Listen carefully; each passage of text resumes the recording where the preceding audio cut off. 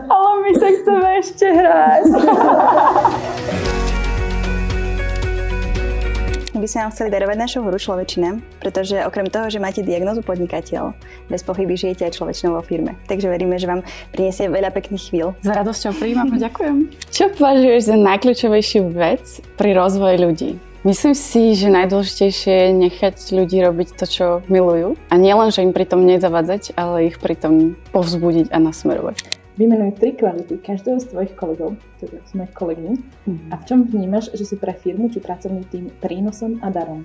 Mirka, na tebe obdivujem schopnosť reprezentovať Minitech a teda ako keby tie hodnoty, ktoré za tým stoja. Tak ja začnem ľudskou. A tým, že riešime technológie a na všetkých našich aktivitách sú technológie potrebné, tak ak je tam ľudská, tak sa môžem spoľahnúť, že keď niečo spadne, pokazí sa, nefunguje, tak ľudská vie, ako to vyriešime.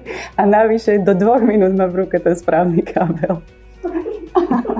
Chceli by sme ťa poprosiť, či by si nerozmýšľala o tom, že či nám náhodou nevieš niekoho ďalšieho nominovať, podnikateľov, ktorí podľa teba spĺňajú 2 tie kritériá. Majú diagnózu podnikateľ a chcú mať a aj budujú človečinu vo firme. Napadá ti nejaké meno? Padá mi Ľudská Tarnoci z Divas. Och, ďakujeme. Výborná voľba.